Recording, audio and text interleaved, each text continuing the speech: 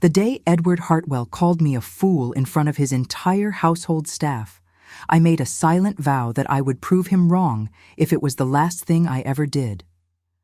I could not have known then that proving him wrong would mean saving everything he had and losing my heart in the process. My name is Vivian Ashford, and I was 23 years old when I arrived at Hartwell Manor on a gray October morning in the year 1847. The estate rose from the mist like something out of a dream, its stone walls the color of old bone, its windows catching the weak autumn light like dozens of watchful eyes. I remember standing at the iron gates with my single trunk beside me, my breath making small clouds in the cold air, and thinking that this place looked nothing like a home. It looked like a fortress, a prison, a place where secrets went to die. I had answered an advertisement in the London Chronicle for a housemaid position, and Mrs. Blackwood, the housekeeper, had written back within the week to offer me the position. The salary was modest, but fair, the room and board included, and I had needed to leave London desperately enough that I would have accepted far less. My father had been dead for 2 years by then, and the creditors had finally taken everything. The small house in Cheapside where I had grown up. The furniture my mother had chosen before she died, giving birth to me. Even the books, those precious leather-bound volumes that my father had read to me every night, teaching me numbers and letters and the secret language of ledgers that had been his life's work. Thomas Ashford had been a counting-house clerk for 30 years before consumption took him, and in those 30 years he had taught me everything he knew. Not because he believed a woman should understand such things, but because I was all he had, and he could not bear to see me sit idle while he worked through columns of figures by candlelight. I learned to add and subtract before I learned to embroider. I learned to spot a fraudulent entry before I learned to curtsy. And when he died, leaving me with nothing but debts and a reputation tainted by his financial ruin, I learned that none of it mattered. A woman with numbers in her head was still just a woman alone, a woman who needed to work. Hartwell Manor was to be my new beginning. I told myself this as I walked up the long gravel drive, my worn boots crunching against the stones, my eyes taking in the manicured gardens and the ancient oaks that lined the path like silent sentinels. I told myself that here, in this grand house, far from London and its whispers, I could simply be a maid. I could scrub floors and polish silver and empty chamber pots, and no one would ever need to know that I could balance a ledger faster than most clerks in the city. No one would ever need to know that I dreamed in numbers, that I saw patterns in everything, that my mind was a restless thing that could never quite be still. I was wrong, of course, but I did not know that yet. Mrs. Blackwood met me at the servants' entrance, a tall woman with iron-gray hair pulled back so tightly it seemed to stretch the skin of her face. She had the kind of eyes that missed nothing, dark and sharp as a raven's, and when she looked at me, I felt as though she could see straight through to my bones. "You are smaller than I expected," she said by way of greeting, "and younger." "I am 23, Mom," I replied, keeping my voice steady, "and stronger than I look." She made a sound that might have been approval or might have been doubt, and led me inside. The servants' quarters were in the east wing, a warren of narrow corridors and small rooms that smelled of lye soap and coal smoke. Mrs. Blackwood showed me to a room I would share with another maid, a girl named Lily who was perhaps 18 and had the wide, slightly frightened eyes of a deer. She barely spoke during those first days, and I learned later that she had been at Hartwell Manor for only 2 months herself, and was still terrified of making a mistake that would see her dismissed. The household staff was not large. There was Mrs. Blackwood, of course, who ruled the domestic side of the estate with an iron will. There was Mr. Graves, the butler, a thin, pale man who seemed to float through the halls like a ghost. There was a cook named Mrs. Pemberton, a laundress named Agnes, 2 footmen, whose names I could never quite remember, and a handful of other maids besides Lily and myself. And there was Mr. Silas Crawford, the estate manager, who handled all of the Duke's business affairs and answered to no one but His Grace himself. I did not meet the Duke during my first week. He was a recluse, Mrs. Blackwood informed us during my initial tour of the house. A man who preferred his own company to that of others. He took his meals in his study, conducted his business through Mr. Crawford, and was rarely seen in the main halls except late at night when he would walk the corridors like a restless spirit. I was to stay out of his way, to speak only if spoken to, and to pretend I did not exist unless my services were specifically required. I found this arrangement perfectly acceptable. I had not come to Hartwell Manor to make conversation with a duke. I had come to work, to save what little money I could, and perhaps in time to find a way to rebuild some small piece of the life I had lost. But fate, as I would learn, had other plans. It happened on my third Monday at the estate. I was in the kitchen helping Mrs. Pemberton inventory the weekly delivery from the village when I noticed the discrepancy. The invoice from the butcher claimed 40 pounds of beef, 12 chickens, and 8 legs of lamb. But as I watched the delivery boy unload the cart, my mind automatically tallying each item as it passed through the kitchen door, I realized that the numbers did not match. There were only 32 pounds of beef, only 9 chickens, only 6 legs of lamb. I said nothing at first. I told myself it was not my place. I was a housemaid, not an accountant, and pointing out such things would only draw unwanted attention. But as Mrs. Pemberton signed the invoice without a second glance, something in me rebelled. My father's voice echoed in my memory, stern and certain. Numbers do not lie, Vivian. People lie. Numbers simply tell the truth that people try to hide. Excuse me, I said before I could stop myself. Mrs. Pemberton, I believe there has been an error. The cook looked at me with raised eyebrows. An error? In the delivery. The invoice says 40 pounds of beef, but I counted only 32. Mrs. Pemberton laughed, a short, dismissive sound. And how would you know that, girl? Can you weigh meat with your eyes? My father was a clerk, I said quietly. He taught me to count. The cook exchanged a glance with the delivery boy, a sandy-haired young man who suddenly looked nervous. Well, she said slowly, I'm sure it's just a mistake. These things happen. But she checked the delivery anyway. And when she found that I was right, that we were indeed 8 pounds of beef, 3 chickens, and 2 legs of lamb short, the delivery boy turned pale and stammered something about a mix-up at the shop before fleeing back to his cart with promises to return with the missing items. Mrs. Pemberton looked at me with new eyes after that.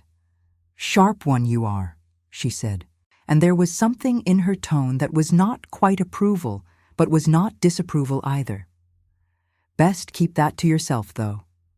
Mr. Crawford handles all the accounts, and he does not take kindly to interference. I nodded and returned to my duties, but I could not stop thinking about what had happened. A simple mistake, perhaps, a careless error. But 8 pounds of beef was not nothing. 8 pounds of beef, 3 chickens, 2 legs of lamb, week after week, month after month, would add up to a substantial sum. And if such errors were happening with the butcher, might they not be happening elsewhere? I pushed the thought away. It was not my concern. I was a maid. I scrubbed floors and polished silver and emptied chamber pots. I did not investigate the financial affairs of dukes, but the thought would not stay pushed. It kept returning to me at odd moments. When I dusted the study where Mr. Crawford kept his ledgers, when I overheard the footmen complaining about their wages, which had been reduced twice in the past year, when I noticed that the linens we used were thin and worn, that the candles were of inferior quality, that the food served in the servants' hall grew plainer by the week, even as the invoices, which I sometimes glimpsed on Mr. Crawford's desk, showed no decrease in expenditure. Something was wrong at Hartwell Manor.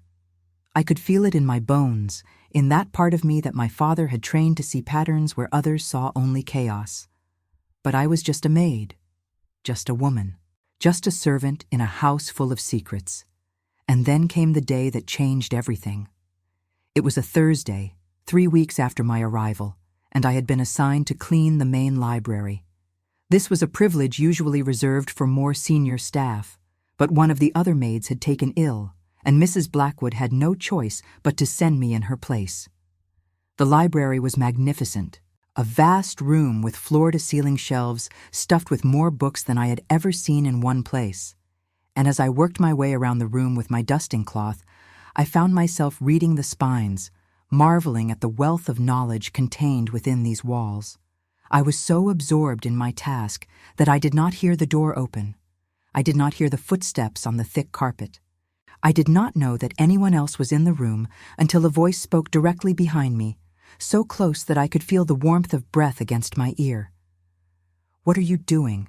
I spun around, my heart leaping into my throat, and found myself face to face with a man I had never seen before. He was tall, well over 6 feet, with broad shoulders and a face that might have been carved from granite. His hair was dark, almost black, and fell across his forehead in a way that suggested he had not bothered to comb it that morning. His eyes were the color of a winter storm, gray and cold, and utterly without warmth. He wore no coat, only a white shirt open at the collar and dark trousers. And everything about him radiated power and authority, and a barely contained fury that made me want to take a step backward. But I did not step backward. I held my ground and met those cold eyes and said, in a voice that trembled only slightly, "I am cleaning, sir. Cleaning." He made the word sound like an accusation. "You were reading." "I was dusting," I corrected him. "The books are dusty. I was simply looking at them while I worked." Something flickered in those gray eyes. Surprise, perhaps, or irritation. "You are new," he said. It was not a question. "Yes, sir. I arrived 3 weeks ago. My name is Vivian Ashford. I am one of the housemaids. Vivian Ashford." He repeated my name slowly, as if tasting it. "And where did you serve before coming here, Vivian Ashford?" "I did not serve anywhere, sir. This is my first position." His eyebrows rose fractionally. "An untrained maid in my library. How fortunate." I felt heat rise to my cheeks, but refused to look away. "I may be untrained, sir, but I am thorough. The books will be properly cared for." For a long moment, he simply stared at me. I had the uncomfortable sensation of being examined, catalogued, and found wanting. Then he made a sound that might have been a laugh, though it held no humor. "Thorough," he repeated. "We shall see." And he walked away without another word, disappearing through a door I had not noticed before, leaving me alone in the library with my racing heart and trembling hands. That night, in the servants' hall, I learned what I had already guessed. The man in the library was the Duke of Hartwell himself, Edward Hartwell, the 8th Duke, master of this estate and all its surrounding lands, one of the wealthiest men in England and, by all accounts, one of the most difficult. "He lost his wife 3 years ago," Lily whispered to me as we ate our supper. "Lady Hartwell. She died in childbirth, and the baby with her. They say he has not been the same since." I thought of those cold gray eyes, that granite face, and wondered what the Duke had been like before tragedy had carved all softness from his features. Had he smiled? Had he laughed? Had he loved his wife with the kind of passion that poets wrote about? Or had he always been this way, this fortress of a man, impenetrable and alone? "It does not matter," I told myself sternly. "He is my employer. I am his servant. Our worlds do not intersect except in the most superficial of ways." But even as I thought it, I knew it was not entirely true.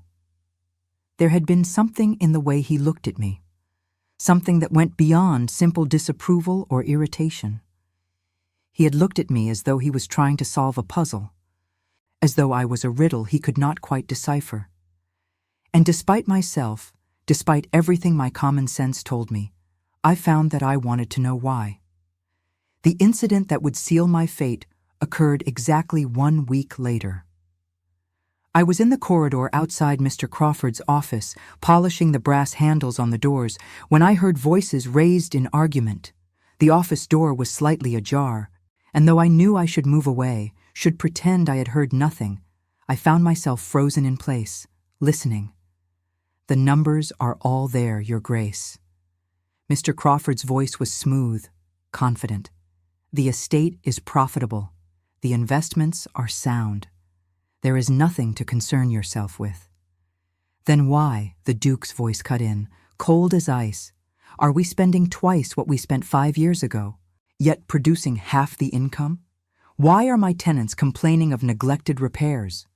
Why did Blackwood inform me just this morning that we can no longer afford to keep a full staff?" There was a pause.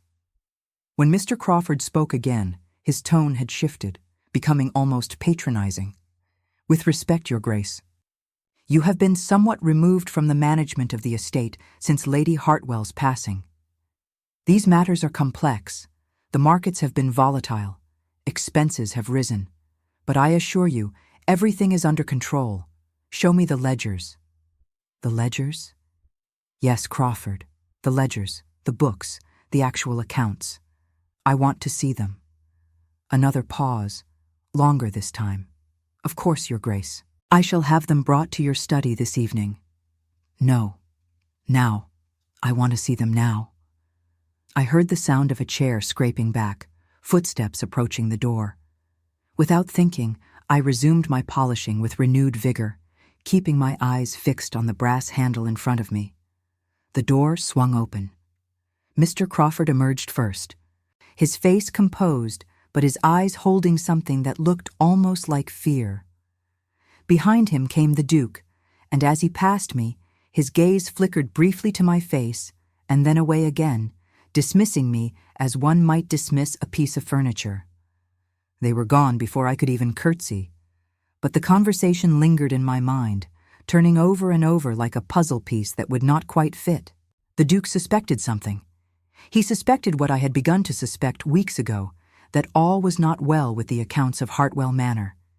And Mr. Crawford knew it. I had heard it in his voice, seen it in the flash of fear in his eyes. He was hiding something significant, something that required the kind of careful, patient examination that most people would not know how to conduct. But I would know. My father had taught me. Numbers do not lie. That evening, long after the household had retired, I lay awake in my narrow bed, listening to Lily's soft breathing and wrestling with my conscience. What I was contemplating was dangerous. It could cost me my position, my reputation, my entire future. I was a servant in this house, nothing more. The financial affairs of the Duke were none of my concern.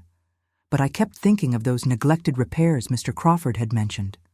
The reduced staff, the inferior candles and worn linens. If someone was stealing from the estate, it was not just the Duke who suffered. It was everyone who depended on Hartwell Manor for their livelihood, the maids and footmen whose wages had been cut, the tenants whose homes were falling into disrepair, the entire village that relied on the estate's prosperity. I thought of my father, hunched over his desk in our little house in Cheapside, painstakingly checking every figure, every sum, every entry in the ledgers of men who would never thank him for his diligence. He had believed that numbers mattered, that truth mattered, that doing the right thing mattered, even when it was hard, even when no one was watching. And I knew, lying there in the darkness, that I could not stay silent. Not about this. The opportunity came sooner than I expected. 2 days later, a delivery arrived from the wine merchant in London. I happened to be in the entrance hall when the crates were brought in, and I watched with interest as Mr. Crawford supervised the unloading, clipboard in hand, making notes as each crate was carried down to the cellar. When he had finished and returned to his office, I approached the footman who had assisted with the delivery. "How many crates?" I asked innocently. "Were there in total?" The footman shrugged. 12, I think. Maybe 14. I was not counting. But I had been counting. I had watched through the window as the crates were unloaded from the cart, my mind automatically tallying each one. There had been precisely 18 crates in the delivery, yet Mr. Crawford had recorded only 12. The discrepancy burned in my mind, like a brand. 6 crates of wine, at London prices, was not a small sum. Add that to the missing meat from the butcher, the short measures from the grocer that I had noticed in subsequent weeks, the fabric order that had arrived with several bolts fewer than the invoice claimed, and the picture that emerged was one of systematic, deliberate theft. Someone was skimming from every delivery that came to Hartwell Manor. Someone with access to the accounts, the authority to sign invoices, and the confidence that no one would ever check the actual quantities against the recorded ones. Someone like Mr. Silas Crawford. But knowing was not the same as proving. And proving would require access to the ledgers themselves, the actual books where every transaction was recorded, every figure entered in Mr. Crawford's precise hand. Those ledgers were kept in his office, locked in a cabinet to which only he had the key. Getting to them would be nearly impossible. Unless, I realized with a sudden flash of insight, the Duke demanded to see them, which he had done, just days ago. Which meant that at some point, those ledgers would be removed from Mr. Crawford's office and brought somewhere else. Somewhere I might be able to see them. I began to watch, to wait, to listen. My patience was rewarded 3 days later. I was polishing the silver in the butler's pantry when I overheard Mr. Graves speaking to one of the footmen. "His Grace has requested that Mr. Crawford's account books be brought to the library this afternoon," the butler said. "See that the fire is lit and the lamps prepared. He intends to review them personally." My heart began to race. The library, where I had been assigned to clean, where I had met the Duke himself, that cold, forbidding man with eyes like winter storms. If I could find a reason to be in the library when those ledgers were present, if I could just catch a glimpse of them, I might be able to confirm what I already suspected. But how? My duties did not include the library today. I had no legitimate reason to be there. And if I was caught somewhere I should not be, if anyone suspected what I was attempting, the consequences would be severe. I was still wrestling with this dilemma when fate, that capricious mistress, intervened. Vivienne. Mrs. Blackwood appeared in the doorway, her face pinched with annoyance. "Mary has turned her ankle on the back stairs and cannot manage her duties this afternoon. You are to take over her tasks." She thrust a list into my hands. "The library is to be dusted and the fire tended. His Grace will be working there this afternoon and requires everything to be in order. See that you are not underfoot." "Yes, Mom," I said, my voice remarkably steady considering that my heart was threatening to pound its way out of my chest. "I shall see to it at once." The library was empty when I arrived, but signs of preparation were everywhere. Fresh wood had been laid in the fireplace, ready to be lit. Lamps had been filled with oil. A decanter of brandy and a single glass had been placed on the small table beside the leather armchair that I now knew was the Duke's preferred seat. I worked quickly, dusting shelves and straightening books, my ears straining for any sound of approach. The afternoon light slanted through the tall windows, casting long shadows across the carpet, and the room smelled of leather and paper and something else, something faintly spicy, that I would later come to recognize as the Duke's cologne. I had just finished lighting the fire when the door opened. The Duke entered first, his presence filling the room like a storm rolling in from the sea. Behind him came Mr. Crawford, carrying a stack of leather-bound ledgers that he placed carefully on the large oak desk in the center of the room. His face was composed, but I noticed the slight tremor in his hands, the beads of sweat at his temples. "That will be all, Crawford." The Duke's voice was clipped, dismissive. "I shall review these myself." "Of course, Your Grace." Mr. Crawford hesitated, his eyes flickering to the ledgers with something that looked almost like longing. "But if you have any questions, any clarifications needed, I am at your disposal." I said, "That will be all." Mr. Crawford bowed and retreated, but not before casting a glance in my direction. His eyes narrowed slightly, as if noticing me for the first time, and I felt a chill run down my spine. Then he was gone, and I was alone with the Duke. I expected him to dismiss me as well. Instead, he stood by the desk, looking down at the pile of ledgers with an expression that might have been frustration or might have been despair. "Tell me," he said without turning around. "Vivian Ashford, can you read?" The question startled me. "Yes, Your Grace." "And write?" "Yes, Your Grace." He turned then, those gray eyes fixing on me with an intensity that made my breath catch. "My housekeeper tells me that you have some facility with numbers, that you caught an error in a delivery that others missed." I felt heat rise to my cheeks. "I merely counted what I saw, Your Grace. It was nothing remarkable. Nothing remarkable." He made a sound that was almost a laugh. "Crawford has managed my accounts for 7 years. In all that time, no one has noticed any errors. No one has questioned any figures. And yet you, a housemaid of barely a month's standing, spotted a discrepancy in a simple meat delivery within your first 3 weeks." I said nothing. What could I say? The Duke moved closer, and I was suddenly aware of how tall he was, how broad, how overwhelming his presence could be in a confined space. "Most people," he said quietly, "would not notice such things. Most people see what they expect to see, and no more. But you see what is actually there. Don't you, Vivian Ashford?" My heart was racing now, but I lifted my chin and met his gaze. "My father was a counting house clerk," I said. "He taught me to observe, to question, to verify." "Your father was a clerk." There was something new in the Duke's voice now, something that might have been curiosity. "And where is your father now?" "Dead, Your Grace. These 2 years past." A flicker of something crossed his face. "I am sorry for your loss." "Thank you, Your Grace." For a long moment, neither of us spoke. The fire crackled softly in the grate. Outside, the wind had picked up, sending the last autumn leaves skittering across the window panes like the fingers of ghosts seeking entry. Then the Duke did something completely unexpected. He gestured toward the desk, toward the stack of ledgers waiting there. "Look at these," he said. "Tell me what you see." I stared at him, certain I had misheard. "Your Grace? You heard me." He pulled out the chair and stood aside, waiting. "You have facility with numbers. You notice what others miss.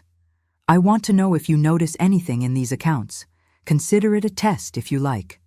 But Your Grace, I am only a maid. I cannot possibly." "You are a maid who can read, write, and count." He cut me off, his tone brooking no argument. "I have been staring at these ledgers for the past week and seeing nothing but columns of figures that tell me nothing. Either Crawford is the most honest man in England, or I am the greatest fool who ever lived. I am hoping you can tell me which." The weight of what he was asking settled over me like a physical thing. If I looked at those ledgers and found nothing, I would have proved myself presumptuous and foolish. If I found something, I would be accusing his estate manager, a man who had served him for 7 years, of theft and fraud. Either way, I was putting my position, my reputation, my entire future at risk. But I thought of those worn linens, those inferior candles, those reduced wages and neglected repairs. I thought of my father's voice in my memory, patient and certain. Numbers do not lie. I sat down at the desk. I opened the first ledger, and I began to read. The hours that followed were unlike anything I had ever experienced. I lost myself in the columns of figures, the careful entries in Mr. Crawford's precise hand, the patterns that emerged like shapes in clouds once you knew how to look for them. The Duke sat in his armchair by the fire, a book open on his lap that he never once looked at, his eyes fixed on me with an intensity that should have been unnerving, but somehow was not. I worked through the household expenses first, comparing what was recorded to what I had observed in my weeks at the estate. Then I moved to the estate accounts, the income from tenants, the costs of maintenance and repairs. Then the investments, the bonds and stocks and property holdings that should have been generating substantial returns. and with each ledger, each column, each carefully doctored entry, the picture became clearer. It was brilliant in its way. The fraud was subtle, spread across dozens of accounts, hidden behind legitimate expenses and plausible losses. No single entry would have raised suspicions. It was only when you looked at the whole, when you traced the patterns over months and years, that the truth emerged. The Duke of Hartwell was being systematically robbed, and he had been for a very long time. When I finally looked up, the fire had burned low, and the light through the windows had faded to the purple gray of approaching twilight. My eyes ached. My shoulders were stiff from hunching over the desk, and my mind was reeling with the enormity of what I had found. The Duke had not moved. He sat perfectly still in his chair, watching me with those winter storm eyes, waiting. "Well?" His voice was soft, almost gentle. "What do you see, Vivian Ashford?" I took a breath. "I saw the accounts of an estate that is being systematically plundered, Your Grace. The household expenses are inflated by approximately 15%, hidden through overcharging on deliveries and services that are never actually rendered. The maintenance accounts show work that has never been done on properties that do not need repair. The investment records show losses on stocks and bonds that I suspect, if investigated, would prove to be entirely fictional." I paused, gathering my courage. "Over the past 3 years, I estimate that someone has embezzled approximately £12,000 from this estate. And given that only one person has access to all of these accounts, the conclusion seems inescapable." The Duke was silent for a long moment. When he spoke, his voice was carefully controlled, revealing nothing. "You are accusing my estate manager of theft. I am presenting the evidence, Your Grace. The conclusion is yours to draw." He rose from his chair, moving to the window to stare out at the darkening grounds. His reflection in the glass was a ghost, insubstantial and pale. "I hired Crawford myself," he said quietly. "I trusted him. When my wife died and I could not bear to look at ledgers and accounts and all the business of living, I gave everything into his hands. I believed he was loyal. I believed he was honest." He turned to face me, and for the first time, I saw something beneath the cold exterior, something wounded, something raw. It appears I was a fool. I rose from my chair, moved by an impulse I did not fully understand. "You were grieving, Your Grace. You trusted someone you believed to be trustworthy. There is no shame in that, is there not?" His laugh was bitter. "My wife trusted me to protect her, and I failed. My estate trusted me to manage it, and I failed. Everyone who depends on me has suffered because I was too wrapped up in my own misery to see what was happening under my own roof. That is not grief, Miss Ashford. That is negligence." "It is human," I said softly. "And being human is not the same as being a fool." He stared at me then, truly stared, as if seeing me for the first time. The moment stretched between us, fragile as spun glass, and I felt something shift in the air, some invisible barrier crack and begin to crumble. Then he looked away, and the moment passed. "I shall deal with Crawford," he said, his voice resuming its usual coldness. "You will speak of this to no one. Is that understood?" "Yes, Your Grace." "Good." He moved toward the door, then paused, his hand on the handle. "You have done me a service tonight, Miss Ashford. I am not a man who forgets such things." And then he was gone, leaving me alone in the darkening library with the ledgers and the dying fire and the strange, unsettling feeling that my life had just changed in ways I could not yet comprehend. The aftermath of that evening unfolded with a swiftness that left the household reeling. Mr. Crawford was confronted the following morning.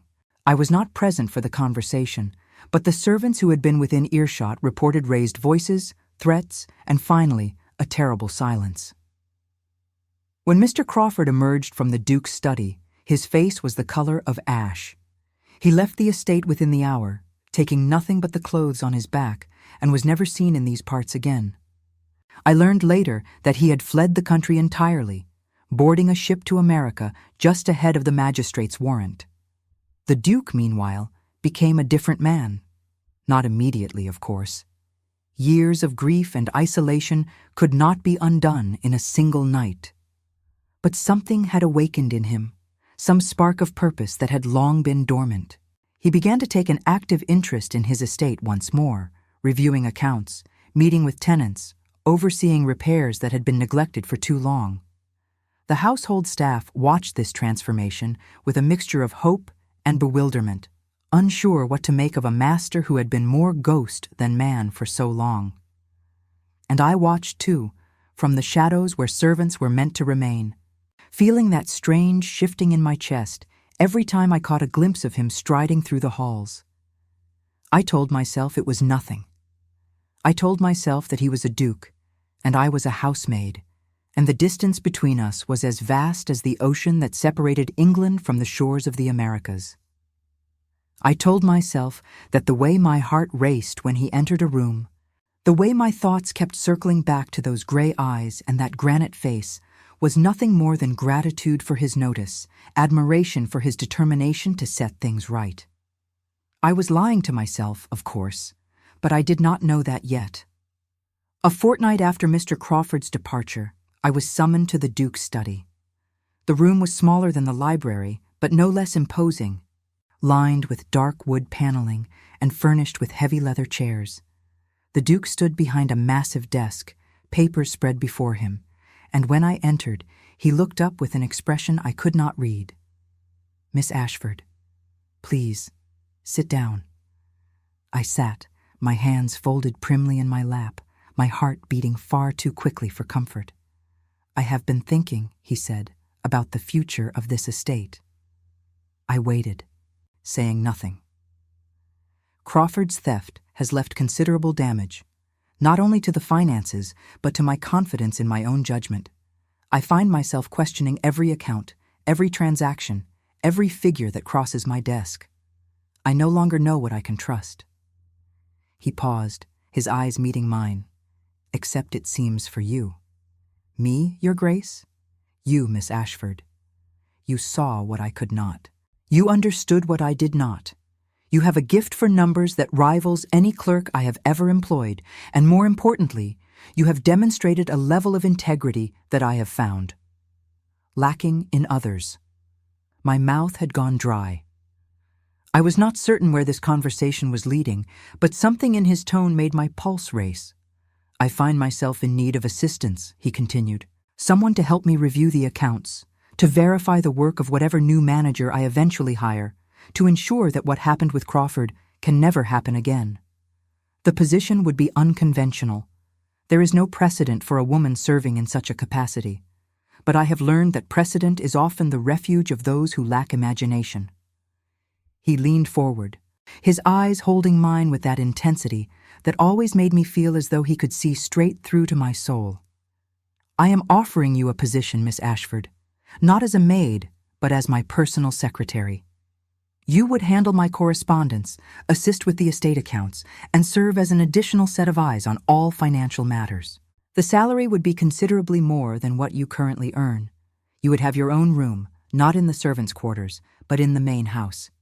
Your duties would bring you into my presence frequently, which I am told some might consider improper, but I find that I care very little for propriety when weighed against competence." He paused, and something in his expression softened almost imperceptibly. "What do you say, Miss Ashford?" I sat in stunned silence, my mind reeling. A position as his secretary, access to accounts, to correspondence, to the inner workings of one of the great estates of England. It was more than I had ever dared to dream, more than someone in my position could ever have expected. And yet, "Your Grace," I said carefully, "I am honored beyond measure by your offer. But I must be honest with you. Accepting such a position would place me in a compromising situation. People will talk. They will assume. Things. He raised an eyebrow. "What things, precisely?" I felt heat rise to my cheeks. "They will assume that I am your mistress, that I have gained this position through means other than merit." For a long moment, he said nothing. Then, to my astonishment, he laughed. It was a rusty sound, as though it had not been used in many years, but it transformed his face, softening the harsh lines, bringing light to those winter storm eyes. "Miss Ashford," he said, "you are perhaps the most remarkable woman I have ever met. Let people talk. Let them assume whatever they wish. I know the truth. You know the truth. And in the end, is that not what matters? Is it, Your Grace?" Something shifted in his expression then, becoming more serious, more intent. "My wife," he said quietly, "was a beautiful woman. She was gracious and charming and everything that society expected a duchess to be. And she betrayed me in ways that I am still trying to understand. She lied to me. She manipulated me. She made me believe in a love that was nothing more than performance.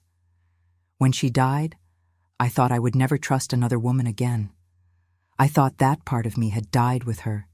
He paused, and when he continued, his voice was barely above a whisper. "But you, Miss Ashford, you told me the truth when you had every reason to stay silent. You risked your position, your security, your entire future to expose a fraud that was none of your concern. You did not seek reward or recognition. You did what was right, simply because it was right. And that is rarer than all the beauty and grace and charm in the world. I could not speak. I could barely breathe. The air between us seemed to have thickened, charged with something I could not name. 'Accept my offer,' he said. 'Not because I command it, but because you deserve it. Because your gifts should not be wasted scrubbing floors and polishing silver. Because I find that I want you near me, Miss Ashford, and I am tired of pretending otherwise.' The words hung in the air, heavy with meaning. I thought of everything I had been taught. The rules of society, the boundaries between classes, the vast, unbridgeable gulf that separated a duke from a housemaid. I thought of my father, who had always told me that a person's worth was measured not by their birth, but by their actions. I thought of my mother, whom I had never known, but whom I had always imagined as brave, as willing to take chances, as someone who would not let fear govern her choices. And I made my decision. 'I accept, Your Grace,' I said. And something in my heart, something that had been locked away for longer than I could remember, began slowly to unfold. The months that followed were the strangest of my life. I moved into the main house, into a small but comfortable room near the Duke's study that had once belonged to his secretary before that position had been absorbed into Mr. Crawford's duties. Mrs. Blackwood accepted the change with characteristic stoicism, though I noticed a flicker of something that might have been approval when she thought I was not looking. The other servants were less sanguine. Whispers followed me through the halls, glances that were curious or envious or openly hostile. They did not understand how a maid had risen so far so fast, and their explanations tended toward the unkind. I tried not to let it trouble me. I had work to do. The Duke and I fell into a routine. Each morning, I would arrive at his study precisely at 9 to review correspondence, discuss accounts, and plan the day's business.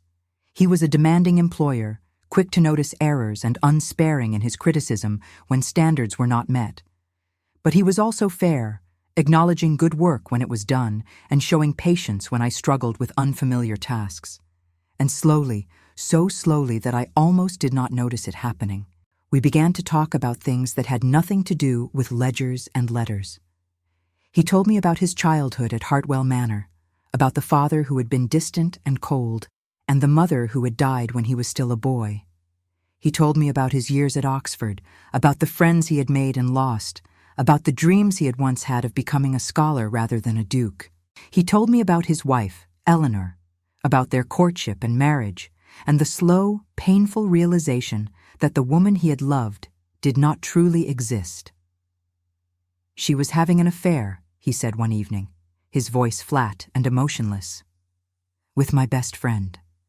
I found out 2 months before she died. I confronted her. She laughed. She told me I was a fool for ever believing she could love someone as cold and distant as me. And then she told me she was pregnant. I waited, sensing there was more. 'I do not know,' he said quietly. whether the child was mine. Oh. The word was wholly inadequate, but I did not know what else to say. She died before I could learn the truth, the baby too. And I have been left to wonder, these past 3 years, whether I lost a child or merely the illusion of one. The raw pain in his voice was almost unbearable. Without thinking, I reached across the desk and laid my hand over his. "It does not matter," I said softly. "Whatever the truth, you would have loved that child. You would have raised it as your own. That is what matters, not blood, not certainty, only love." He looked down at our hands, mine so small and pale against his larger, darker one. When he looked up again, there was something new in his eyes, something that made my heart stutter in my chest. "You are remarkable," he said. "Do you know that?" "I am merely honest, Your Grace." "Edward." I blinked. "I beg your pardon?" "My name is Edward, and I find that I am tired of hearing you call me Your Grace. When we are alone, I would prefer that you use my given name. That would be highly improper." "Yes," he agreed. "It would. Do it anyway. And despite everything, despite all the reasons I should not," I smiled. "Edward," I said, tasting the name on my tongue. "Very well." Something passed between us in that moment, a shift so subtle that an observer might not have noticed it. But I noticed. And I knew, with a certainty that frightened me, that I was in danger of losing my heart to a man I could never truly have. Winter came early that year, blanketing Hartwell Manor in snow that muffled all sound and turned the grounds into a landscape of eerie, crystalline beauty. I had never seen a winter in the countryside before. In London, snow was a nuisance, turning quickly to gray slush that coated everything in grime. Here, it was a transformation, and I found myself standing at windows for long minutes at a time, watching the flakes drift down from the leaden sky. It was during one of these reveries that Edward found me. "You look enchanted," he said, coming to stand beside me at the library window, like a child seeing snow for the first time. "I have seen snow many times," I replied, "but never like this, never so pure." "Purity does not last," he said. "Give it a day or two, and it will be trampled and muddied like everything else. Must you always be so cynical?" He turned to look at me, and I was startled by the intensity in his gaze. "It is not cynicism, it is realism. Beautiful things do not remain beautiful. They fade, they tarnish, they disappoint. Is that what you truly believe?" "It is what I have learned." "Then perhaps," I said carefully, "you have been learning the wrong lessons." For a long moment he did not respond. We stood side by side, watching the snow fall, our breath misting faintly in the cold air that seeped through the window panes. "My wife was beautiful," he said finally. "On our wedding day, I thought I was the luckiest man in England. She was everything I had ever wanted, everything I had ever dreamed of. And every day of our marriage, she made me feel like less, like nothing, like a means to an end that had nothing to do with love." "I am sorry," I said softly. "Do not be."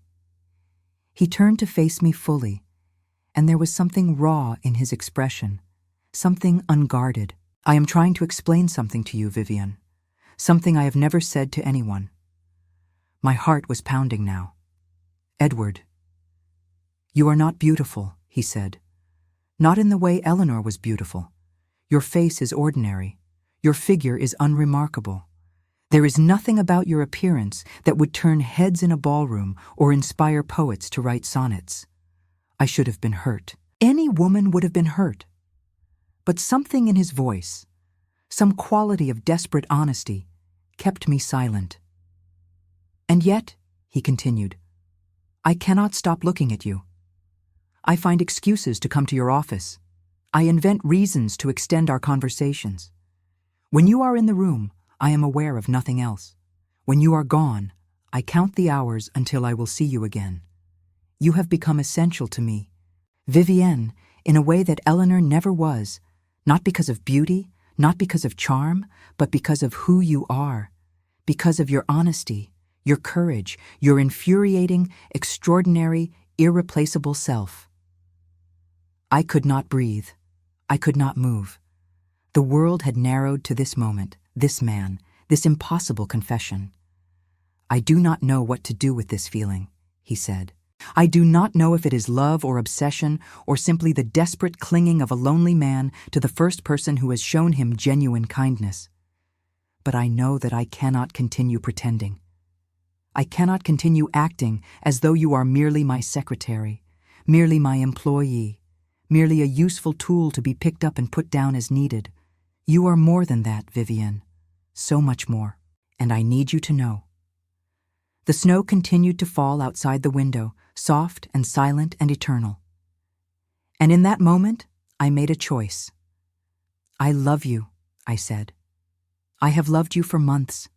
I have tried not to love you because loving you is impossible, because loving you can lead nowhere that society will accept.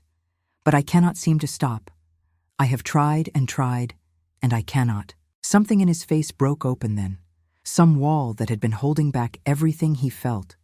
And before I could speak another word, he crossed the space between us and gathered me into his arms. The ring was cool against my finger as he slid it into place, but his hands were warm, trembling slightly with the intensity of his emotion. He held my hand up to the candlelight, watching the diamond catch and scatter the flickering glow. "It was my mother's," he said quietly. "The only thing of hers I kept after she died. I have been waiting my entire life to give it to someone worthy of wearing it." I looked at the ring, at this symbol of a woman I had never known, a woman who had raised the man I loved. I thought about legacies and inheritances, about the things we pass down through generations, about the way love persists even after death. "I will try to be worthy," I whispered. "You already are." He pressed his lips to my knuckles, just above where the ring now rested. "You have always been worthy. It was the world that was blind, not you." The kiss, when it came, was nothing like I had imagined. It was not gentle or tentative or sweet. It was desperate. It was hungry. It was the kiss of a man drowning who has finally found air. His hands tangled in my hair, scattering pins across the floor. His body pressed against mine, warm and solid and real. And I kissed him back with equal fervor, pouring into that kiss all the longing and fear and hope that had been building inside me for months. When we finally broke apart, both of us breathing hard, his forehead rested against mine. "This is madness," he murmured. "Yes," I agreed. "We cannot do this." "No, I do not care. Neither do I." The snow had stopped falling outside, and through the window I could see a sky thick with stars, each one a tiny point of light in the vast darkness. We stood there together, holding each other, breathing the same air, and I thought that if I died in this moment, I would die happy.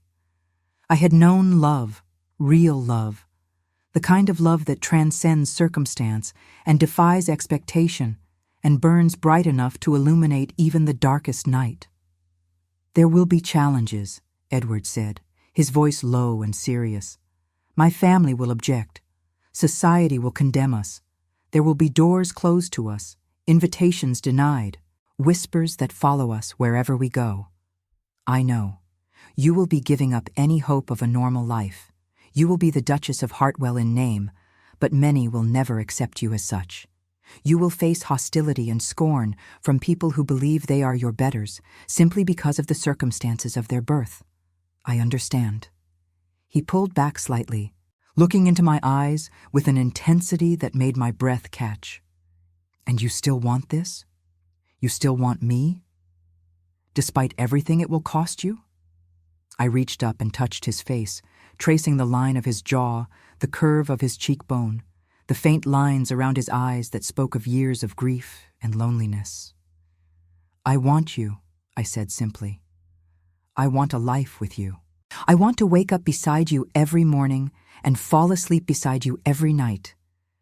I want to argue with you about accounts, and laugh with you over breakfast, and grow old with you in this house that has become my home. Whatever the cost, whatever the sacrifice, it is worth it. You are worth it." Something shifted in his expression then, a final barrier falling away, and I saw, for the first time, the full depth of what he felt for me. Not just attraction or affection or even love, but something larger and more profound. Devotion, commitment, a willingness to reshape his entire world around the simple fact of my existence. "Then we will face it together," he said. "Whatever comes. As long as we are together, we can face anything." And then we were kissing again, and the snow continued to fall. And for one perfect, crystalline moment, the future with all its impossibilities did not matter at all. What followed was both the happiest and the most difficult time of my life.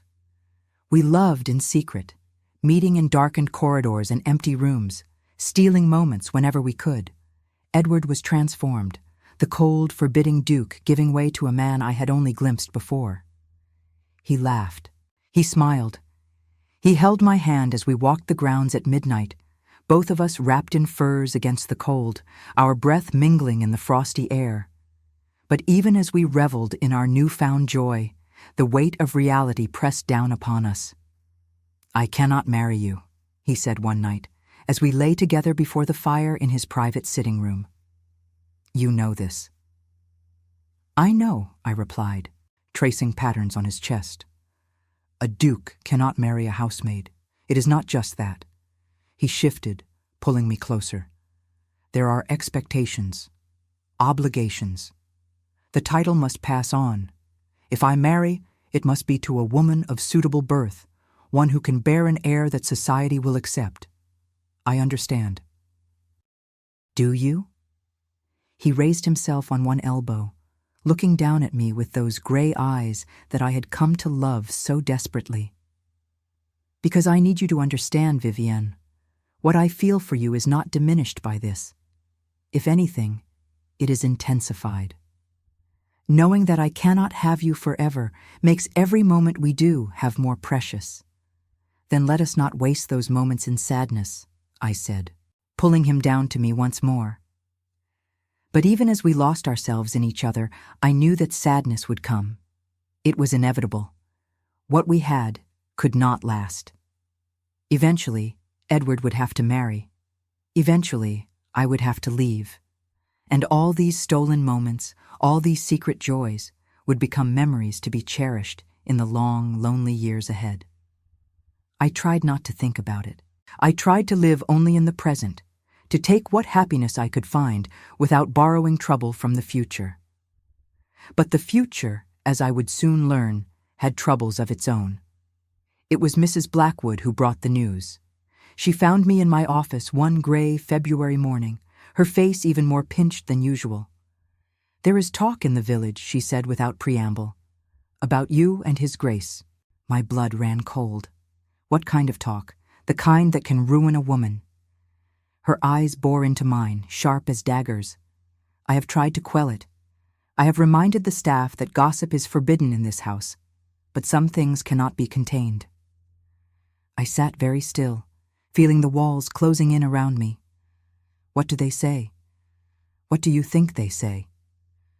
Her voice was harsh, but beneath the harshness, I detected something that might have been concern. "They say you are his mistress, that you have bewitched him with feminine wiles, that you are nothing but a scheming opportunist who has wormed her way into his bed." "That is not true," I said, though even as I spoke the words, I knew they were only partially honest. I had not schemed my way into Edward's bed. Our love had grown naturally, organically, from respect and admiration to something deeper. But I was in his bed. I could not deny that. "It does not matter what is true," Mrs. Blackwood said. "It matters what people believe. And if this continues, if these rumors spread beyond the village, they will destroy you both." I knew she was right. The scandal of a duke taking a servant as his mistress would be bad enough. But there was worse to consider. If it became known that Edward had no intention of marrying, that he had given his heart to a woman he could never make his wife, the consequences would be far-reaching. His family, what remained of it, would be outraged. His peers would shun him. The good he was trying to do for the estate and its people would be undone by the taint of scandal, and I would be ruined. Utterly and completely ruined. Unable to find work, unable to show my face in polite society, branded forever as a fallen woman, a temptress, a whore. I should leave, I said, the words like ash in my mouth. I should go before it is too late. Perhaps. Mrs. Blackwood regarded me with something that was almost sympathy. But that is not my decision to make. Nor, I suspect, is it yours? She left me alone then, with my thoughts and my fears and the terrible weight of what I knew I had to do. I found Edward in his study that evening, staring into the fire with a glass of brandy in his hand. He looked up when I entered, and the smile that crossed his face at the sight of me was like a knife in my heart. Vivian. He rose, extending his hand. I was hoping you would come. We need to talk, I said, not taking his hand. Something in my tone must have warned him. The smile faded, replaced by a wariness that I had not seen in months. What is wrong? I told him everything. The rumors in the village, Mrs. Blackwood's warning, the inevitable destruction that awaited us both if we continued down this path. He listened in silence, his face growing darker with every word. When I had finished, he turned away, bracing his hands on the mantel, his shoulders rigid with tension. I will not give you up, he said.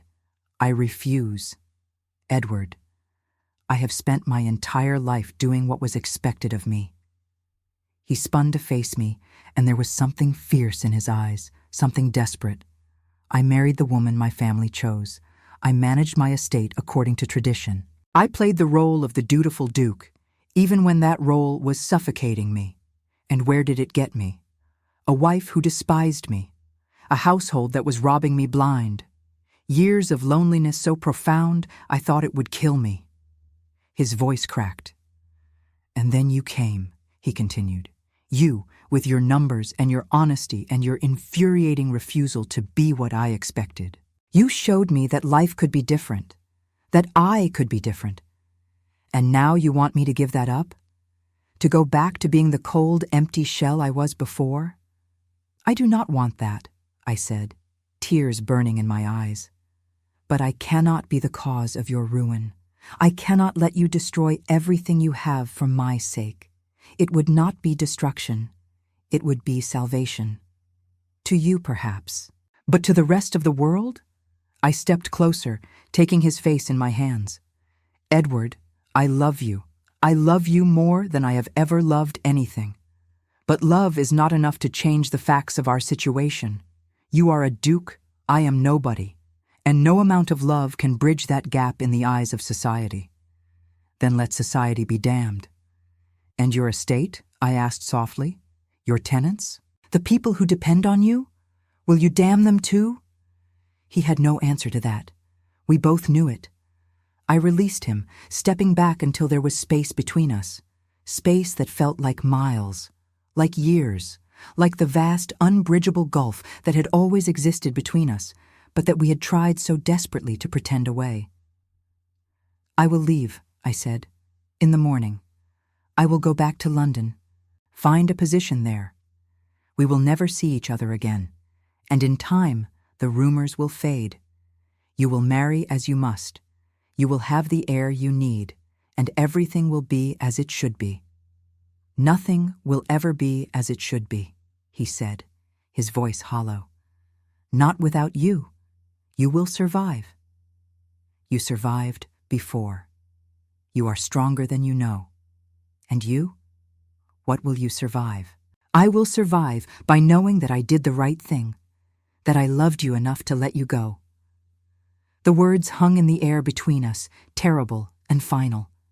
And then, because I could not bear to prolong the agony any longer, I turned and walked out of the room. I did not look back. If I had looked back, I would never have been able to leave. I returned to my room and began to pack my meager belongings. The task took less time than I had expected. Despite my elevated position, I had accumulated very little in my months at Hartwell Manor. A few dresses, some books that Edward had given me, a shawl that had belonged to my mother and that I had carried with me through all the upheavals of my life. I was nearly finished when there was a knock at the door. I opened it to find Edward standing in the hallway, his face pale and his eyes wild. "I cannot let you go," he said. "I will not." "Edward, we have discussed this." "No." He pushed past me into the room, running a hand through his hair in that way he had when he was agitated. "You discussed it. You decided. You told me what you were going to do, but you never asked what I was willing to do. There is nothing you can do. The situation is impossible. Nothing is impossible." He turned to face me, and there was a light in his eyes that I had never seen before. "Vivienne, I have been a coward. I have let fear and duty and the expectations of others dictate every choice I have ever made. But not this time. Not with you." He reached into his pocket and pulled out something that caught the light. A ring. A beautiful, simple ring set with a single diamond that glittered like a captured star. "Marry me," he said. I stared at him, unable to speak. "I know what I said earlier. I know I told you it was impossible.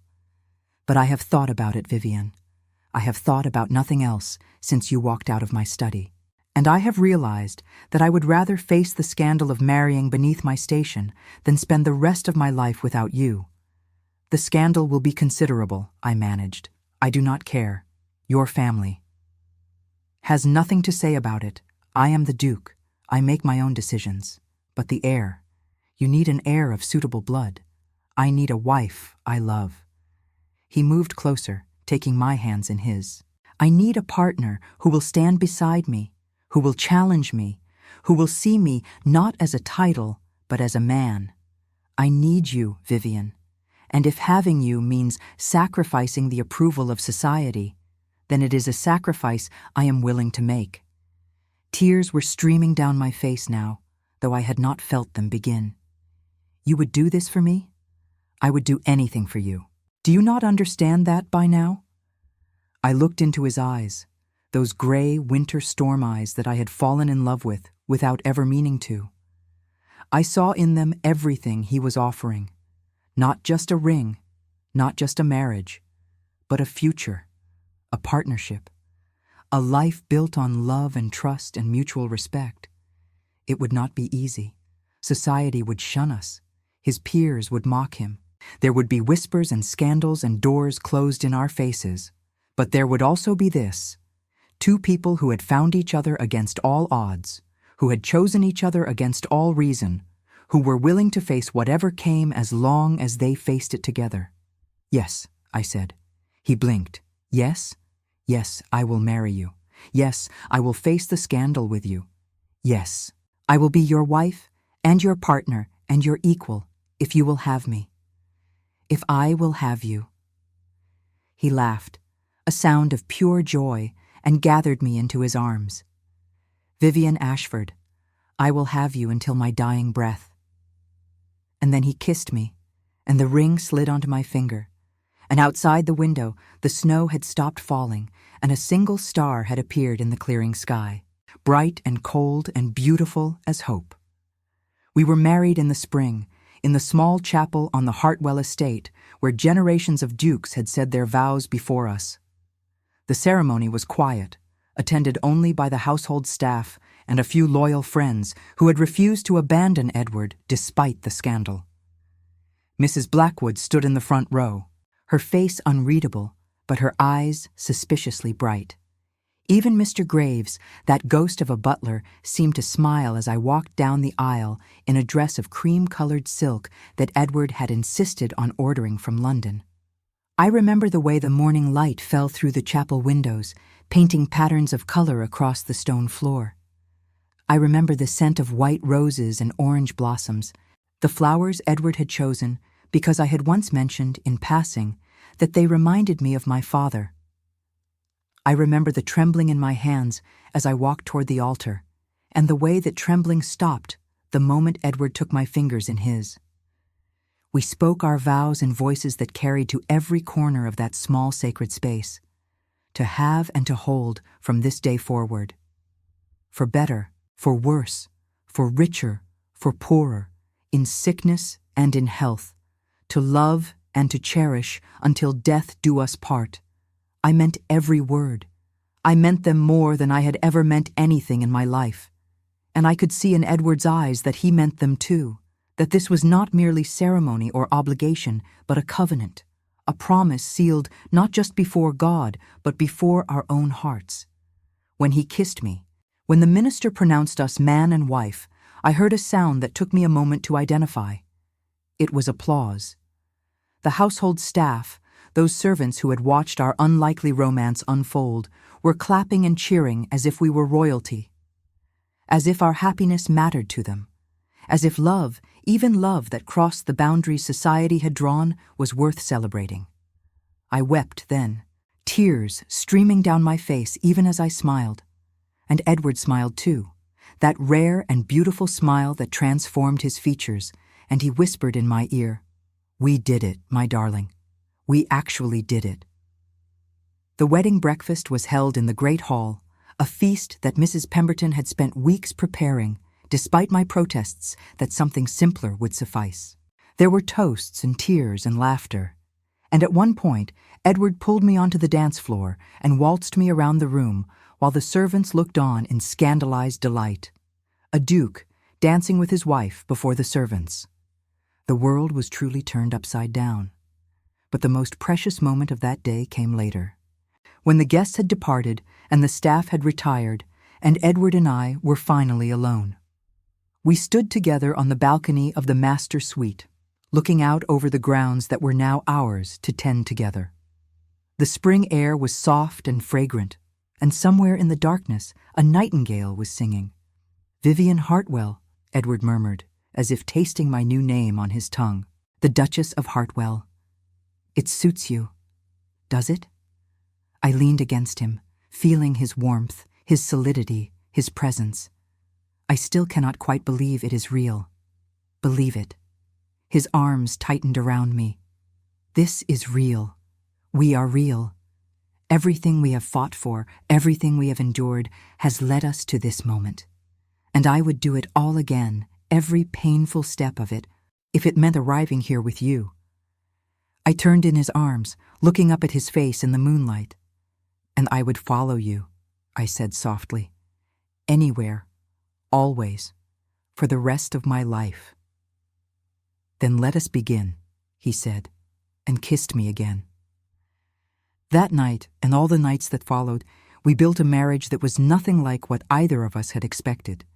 It was not the cold, distant partnership that society often produced, where husbands and wives occupied separate spheres and came together only for official functions. It was not the passionate whirlwind of romance novels, all heat and drama and inevitable heartbreak. It was something quieter and deeper and more profound. It was a partnership, a friendship, a meeting of minds and hearts and souls that grew stronger with every passing day. The scandal, when it came, was everything we had expected and more. The newspapers called me a fortune hunter, a scheming servant who had seduced her master. The aristocracy closed its ranks, refusing us invitations, cutting us dead in the street. Edward's distant relatives, who had been hoping for his continued bachelorhood so that the title might eventually pass to them, were particularly vicious in their condemnation. But we weathered it all. We weathered it because we had each other, and because in the end, love turned out to be exactly enough. There were days when I wondered if we had made the right choice. Days when the whispers grew too loud to ignore, when the coldness of former friends cut like a blade. I remember one afternoon, perhaps a year after our wedding, when we encountered Lady Pemberton at the village market. She had been one of the few society women who had shown me kindness when I was still Edward's secretary, inviting me to take tea with her and speaking to me as if I were a person rather than a servant. But when she saw me that day in the market, Standing beside my husband in broad daylight, she turned away as if I were a stranger, worse than a stranger, as if I were something unclean, something that might contaminate her simply by proximity. Edward saw my face fall. He said nothing, simply took my hand and held it as we walked through the village square, making no effort to hide our connection. "Let them look," his gesture said. "Let them see. We have nothing to be ashamed of." But I did feel ashamed in that moment, not of my love for Edward, not of our marriage, but of the position I had put him in. He had been respected once, admired, welcomed in every drawing room in the county. Now he was shunned, pitied, whispered about as the duke who had lost his senses and married his maid. That evening, I told him what I was feeling. I held nothing back, because we had promised each other from the beginning that there would be no secrets between us. I told him about the shame and the guilt and the fear that I had ruined his life by allowing him to love me. He listened without interrupting, which was his way. And when I had finished, when the words had run dry and the tears had started, he took my face in his hands and looked at me with those gray eyes that had become my home. "Vivian," he said, "do you know what my life was like before you came? Do you truly understand what you saved me from?" I shook my head, not trusting my voice. "I was dying," he said simply, "not physically. My heart still beat, my lungs still drew breath. But inside, where it mattered, I was already a corpse. Eleanor had killed something in me when she betrayed me. And then she died, and the child with her, and I thought I would never feel anything again. I walked through this house like a ghost. I went through the motions of living without ever truly being alive. And I thought that was how it would be forever, that I would simply exist, year after year, until my body finally caught up with my soul." His voice broke slightly, but he continued. "And then you came. You, with your ledgers and your courage, and your absolute refusal to be intimidated by me. You looked at me and saw a man, not a title. You challenged me when everyone else deferred. You told me the truth when everyone else told me what they thought I wanted to hear. You woke me up, Vivian. You brought me back to life." He pulled me closer, his forehead resting against mine. "So do not ever," he said, "tell me that you have ruined my life. You have given me back my life. And no amount of social ostracism, no number of turnbacks and whispered slurs can ever diminish the value of that gift." I wept then, but they were different tears. Tears of gratitude and relief and overwhelming love. And I understood, perhaps for the first time, that what we had built together was stronger than anything the world could throw at us. The years that followed were not without their challenges. We struggled to have children, a fact that gave endless ammunition to those who claimed our union was cursed. For a time, I feared that I had failed in the one duty that society expected of a duchess, the one contribution I was supposed to make that might have silenced the critics. It was Edward who reminded me of the truth. "You are not a failure," he said one night, as I wept in his arms. "You are my wife, my partner, my greatest joy. If we never have children, I will still count myself the luckiest man in England, because I have you." "But the estate," I whispered, "the title, can go to my cousin for all I care. He is not so bad. He will manage well enough, and we will find other ways to leave our mark on this world, other legacies to build." And we did. We established a school in the village where children of all classes could learn to read and write and count. This became my particular passion, perhaps because I remembered so vividly what my father's teaching had meant to me. Without those lessons in arithmetic and bookkeeping, without the gift of numbers that he had placed in my hands like precious jewels, I would never have discovered Crawford's fraud. I would never have caught Edward's attention. I would never have become anything more than another forgotten housemaid, scrubbing floors until my knees gave out and my spirit broke. I wanted to give that same gift to others, to the daughters of farmers and shopkeepers, to the sons of laborers and servants, to anyone who hungered for knowledge and had never had the chance to satisfy that hunger. The school began small, just a single room in the village with a handful of students and one teacher I had hired from London. But within 5 years, it had grown into something remarkable. 3 buildings, 10 teachers, nearly 200 students, ranging in age from 6 to 16. Some of those students went on to great things. One became a physician, another a barrister.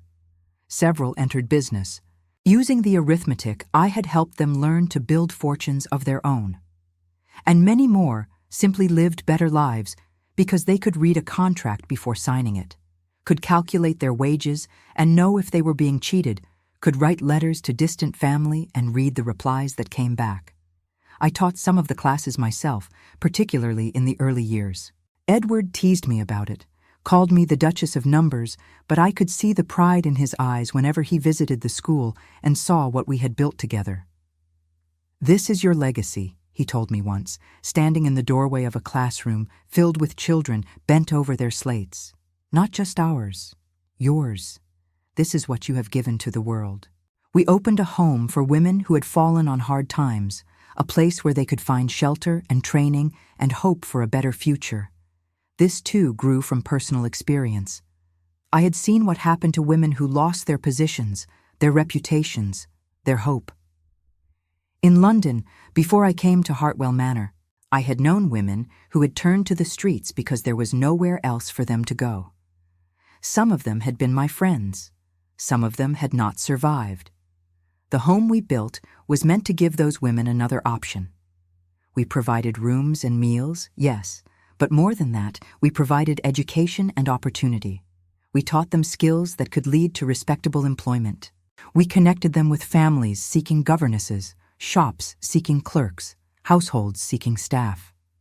We helped them rebuild the lives that circumstance had torn down. Not everyone approved.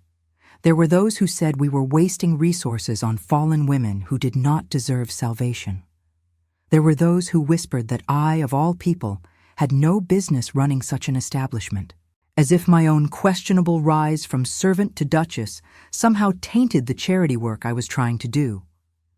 But we ignored the critics and carried on, and over the years, we helped hundreds of women find their way back to dignity and self-respect. We poured our love into the land and the people around us, and if we never had children of our own, we became parents nonetheless to hundreds who needed us.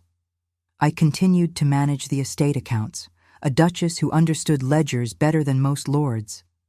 Edward often joked that he had married me for my mind, and while it was not entirely true, it was not entirely false either. We worked side by side, building something together, and the love between us only grew stronger with each passing year. And then, one autumn evening, when I was 38 years old and had long since given up hope, I discovered that I was with child. I did not believe it at first. I had missed my courses before, only to have them return with crushing regularity. I had experienced symptoms that mimicked pregnancy, only to discover that my body was playing cruel tricks on me. After so many false hopes, so many bitter disappointments, I had learned to protect myself by refusing to hope at all. But this time was different. I felt it in my bones, in some deep instinctive place that could not be fooled by wishful thinking. There was a life growing inside me. A small, miraculous life that had chosen to take root against all odds. I told Edward on a Sunday morning, in our private sitting room, with autumn sunlight streaming through the windows and the smell of roses drifting in from the garden. I had rehearsed the words 100 times, had planned exactly how I would say them. But in the end, all I could manage was to take his hand and press it against my stomach and say, simply, "There is someone I would like you to meet." He did not understand at first. I saw the confusion in his eyes, the slight furrow of his brow. And then, slowly, as comprehension dawned, I watched his face transform. The walls came down, all of them, every barrier he had ever erected against the world, and in their place was something raw and pure and unutterably beautiful. "A child," he whispered. "Our child." "Yes." My voice was trembling. our child. He fell to his knees before me, something I had never seen him do. The Duke of Hartwell, one of the most powerful men in England, kneeling on the floor of his sitting room with tears streaming down his face. He pressed his lips to my stomach, murmuring words I could not quite hear, and I wept too, both of us overcome by the magnitude of what we had been given. The pregnancy was difficult. The doctors warned us that at my age there were risks. I spent much of those 9 months confined to bed, watched over by physicians and nurses who fretted about my blood pressure and my weight and a dozen other factors I did not fully understand. There were complications, moments of terror when I thought I would lose the baby, when I thought I would lose everything we had waited so long to receive. Edward never left my side. He canceled his meetings, postponed his business, refused every invitation and obligation that would have taken him away from me. He read to me in the evenings, poetry and novels, and sometimes just the estate accounts, because he knew how much I loved the rhythm of numbers. He held my hand during the difficult nights, when pain and fear made sleep impossible. He told me, over and over, that everything would be all right, even when neither of us was certain that it would. There was one night, perhaps a month before the birth, when the physicians were particularly grave. Something had shifted. The baby was not positioned correctly. There might need to be intervention. There might be choices that had to be made. I remember Edward sitting beside my bed in the darkness, his face illuminated only by the guttering candle on the nightstand. He looked older than his years in that light, worn down by worry and sleeplessness. "If something happens," I said, my voice barely above a whisper, "you must save the child. Promise me, Edward. Whatever happens, you must save the child." He shook his head, his jaw tight with emotion. "Do not ask that of me. I am asking." I reached out, gripping his hand with what little strength I had. "We have waited so long for this. We have wanted this so desperately. If I die, the child will still have you. It will still have a life. But if the child dies and I survive, what kind of life will that be? What kind of life can there be after that?" "You are asking me to choose," he said, and his voice broke on the words. "You are asking me to choose between you and a child I have not yet met. I am asking you to do what is right. I am asking you to be brave. For me, for both of us." He was silent for a long moment. Then he leaned forward and pressed his lips to my forehead, his tears falling warm against my skin. "You are the bravest person I have ever known," he whispered, "and I hate you a little bit for it." But he promised. He gave me his word that if the worst came to pass, he would save the child. And knowing that our baby would live even if I did not, I found the peace I needed to face whatever was coming.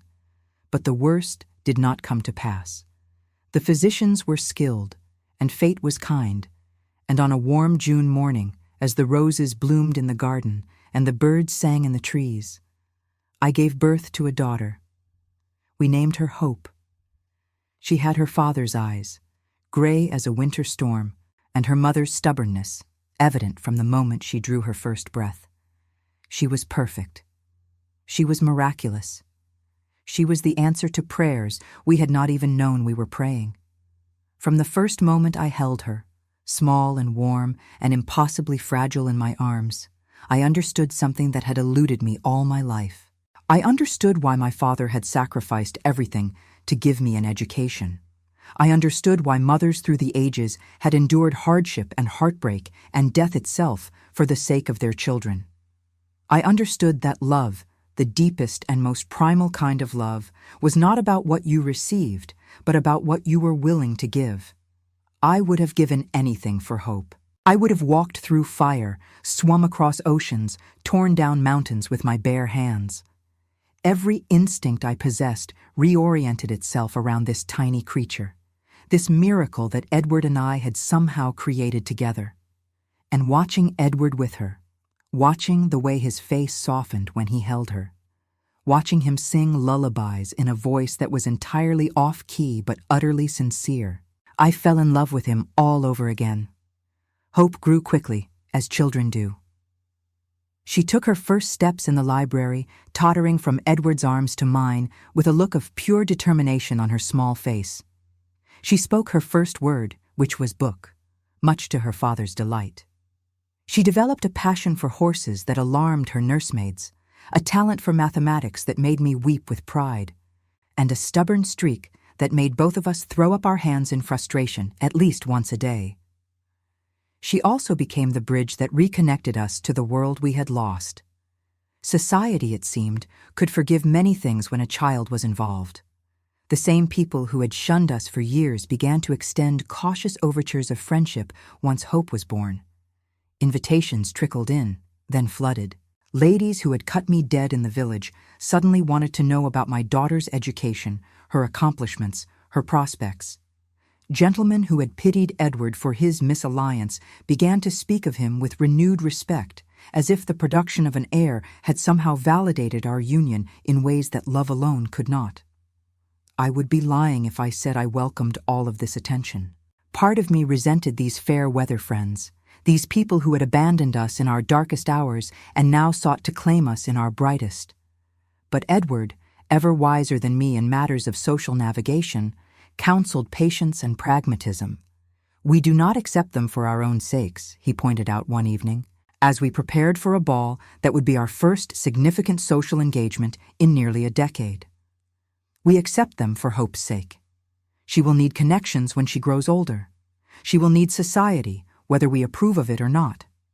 Our job is to give her every advantage we can, even if those advantages come wrapped in hypocrisy. He was right, of course. He usually was, though I would never give him the satisfaction of saying so too often.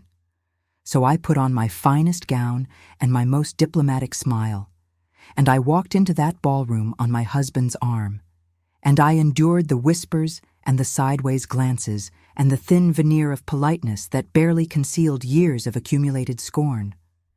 And somewhere in the middle of that evening, something shifted. I do not know if it was the way I carried myself, or the genuine warmth in Edward's eyes whenever he looked at me, or simply the passage of time smoothing over old wounds. But by the end of the night, I had received more genuine compliments than backhanded ones. I had engaged in conversations that were substantive rather than superficial. I had even laughed, really laughed, at a joke told by a dowager duchess who had once called me the most brazen fortune hunter since Nell Gwyn. We belong here, I realized, with something like wonder. Not because society has decided to accept us, but because we have decided to accept ourselves. The critics fell silent at last. Oh, they still whispered. They still made snide remarks about the servant girl who had married above her station, but Hope's existence seemed to legitimize what had never needed legitimizing in the first place. Our love had been real from the beginning. Now even the blind could see it. I am writing this now, on the eve of my 50th birthday, in the same study where I once reviewed ledgers and discovered a fraud that changed my life forever. Edward sits across from me, reading by the fire, his hair silver now, but his eyes as sharp as ever. Downstairs, Hope is practicing her piano, the notes drifting up through the floorboards like scattered petals. And outside, the world goes on, as it always has, indifferent to the small miracles that occur within these walls. I was a housemaid once, a servant, a woman with nothing to recommend her but a talent for numbers, and a father who had loved her enough to teach her what most women never learn. I came to this house expecting nothing, hoping for nothing beyond a roof over my head and a wage to keep me fed. I found so much more. I found a man who saw me for who I was, not what I appeared to be. I found a love that defied all logic and reason and expectation. I found a home, not just in these walls, but in the heart of another human being.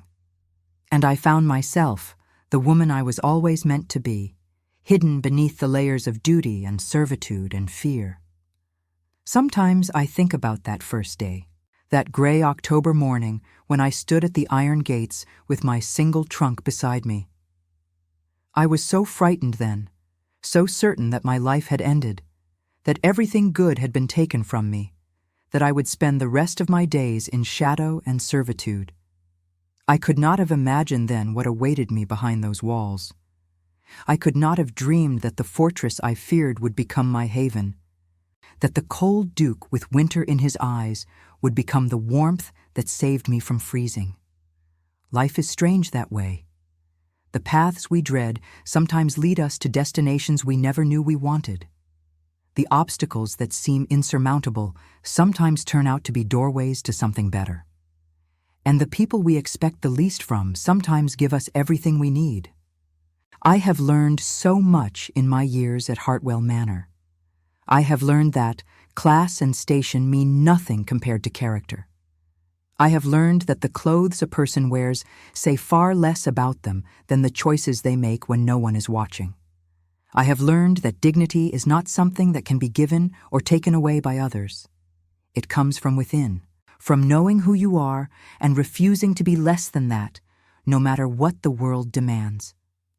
I have learned about forgiveness too. Not just forgiving others, though that has been part of my journey, but forgiving myself. For the shame I carried about my father's death, as if his financial ruin was somehow my failure too. For the guilt I felt about my mother, whom I never knew, but whose absence haunted my childhood like a ghost. For all the times I believed the voices that told me I was nothing, worthless, undeserving of love or success or happiness. Edward taught me to see myself differently. Not through grand gestures or flowery speeches, though there were plenty of those, but through the simple daily act of treating me as his equal, of asking my opinion and listening to my answers, of valuing my mind as much as any man's and trusting my judgment even when others scoffed. He showed me what I was worth by the way he looked at me, and in time I began to believe it too. The Duke mocked me once, called me a fool who could not count. But I counted then, as I count now, and the numbers tell a different story. They tell the story of a life that has been rich beyond measure, full beyond imagining, blessed beyond anything I ever dared to hope for. They say that numbers do not lie, and this is true. But what my father never told me, what I had to learn for myself in this sprawling manor with its secrets and its shadows, is that love does not lie either. Love is its own arithmetic, its own calculus, its own profound and mysterious equation. And when you find someone who adds up with you, who balances your deficits and multiplies your joys, the answer is always the same. The answer is always yes. Edward looks up from his book now, catching my eye across the room. He smiles, that rare, beautiful smile that is still, after all these years, reserved only for me. And I smile back, setting down my pen, ready to join him by the fire. The story of my life is not finished. There are chapters yet to be written, joys yet to be discovered, sorrows yet to be borne. But if it ended tonight, if this were the last page of the last book, I would close it with gratitude. Because I have been loved, truly and completely loved, by a man who looked past what the world saw and found something worth keeping underneath. And that, in the end, is all that any woman could ever ask for. That is all that any heart could ever need.